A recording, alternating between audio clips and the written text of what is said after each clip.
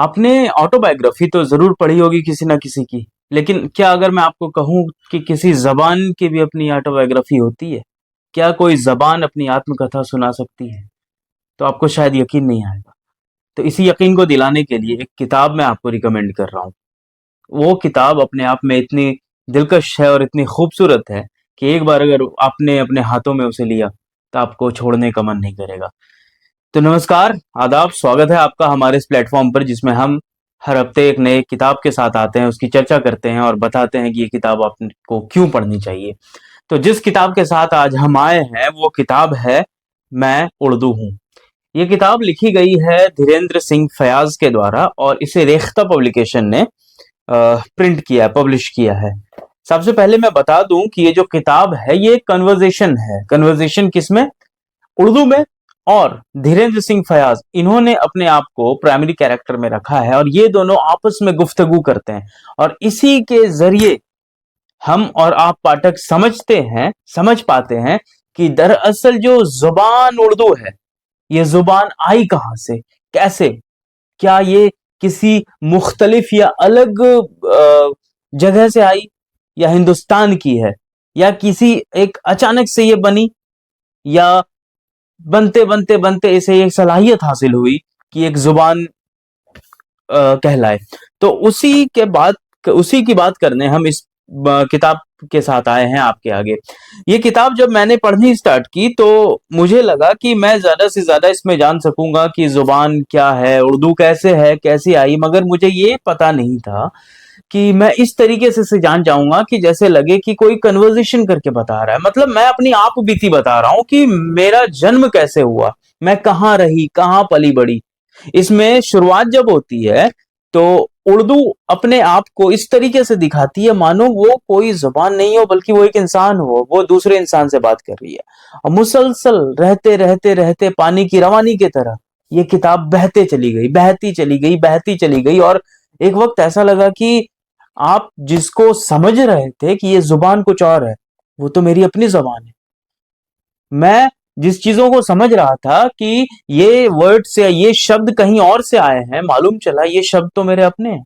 उस किताब को पढ़ने के बाद आप भी इस शर्फ को हासिल कर सकेंगे जब आपको पता चलेगा कि बहुत सारे ऐसे वर्ड्स हैं जो आपको भले लगे कि ये तो हिंदी के शब्द है, लेकिन नहीं, वो अल्फाज दरअसल हिंदी के नहीं, अरबी के हैं, फारसी के हैं। और कोई कोई शब्द ऐसा लगे कि वो हो सकता है फारसी के शब्द हो जिसे हम और आप कहते हैं, लेकिन बाद में मालूम चलेगा कि वो शब्द तो संस्कृत से लिया गया है।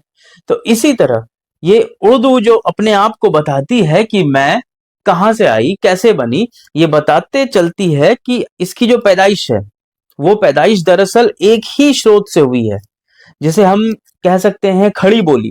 जब खड़ी बोली हिंदुस्तान में थी तो उसी समय बाहर से लोग आए, जिसमें फारसी थे, अरबी थे, तुर्क थे।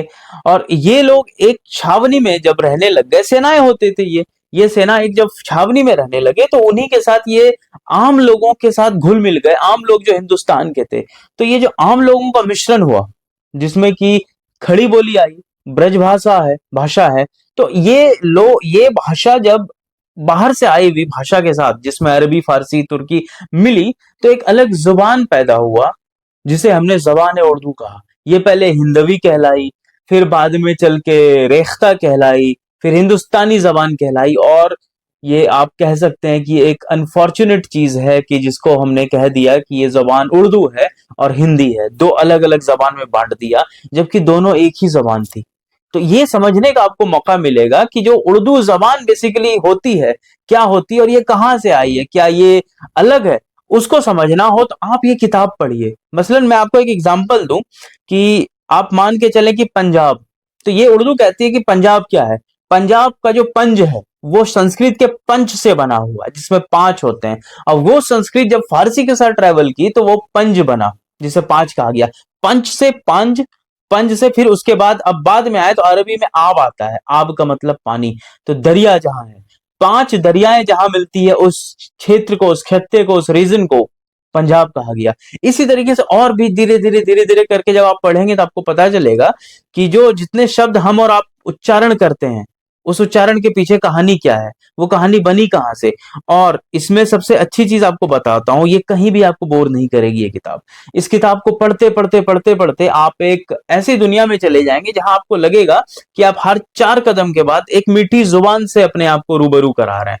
हर एक पेज में इतने अच्छे अच्छे शेर दिए गए हैं, इतनी अच्छी अच्छी इतने अच्छे उदाहरण दिए गए हैं, और इतने अच्छे किरदार के बारे में आपको जानने मिलेगा कि आप झूम उठेंगे। मतलब होते होते होते आप गालिब, मीर, दाग, सौदा सबसे आपका परिचय हो जाएगा इसमें। मतलब आप कम समय में बहुत कुछ जान जाएंगे।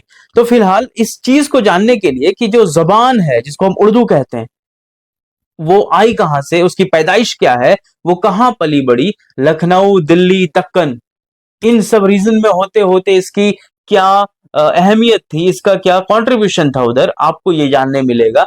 और अगर आपको जुबान से मोहब्बत है तो आप जरूर इस किताब को पढ़ें, और इस किताब को एक बार जरूर अपनी निगाह डालें।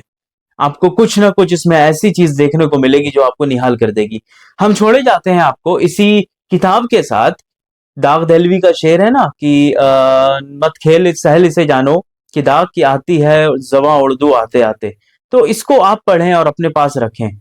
हम किसी और वीडियो में आएंगे फिर किसी और किताब के साथ। तब तक अपना ख्याल रखें, और किसी और किताब पर अगर चर्चा चाहें, कुछ पूछना चाहें तो आप बोलें, हम उस किताब पे अपनी रिव्यू लेकर आएंगे। तब तक अपना ख्याल रखें। शुक्रिया।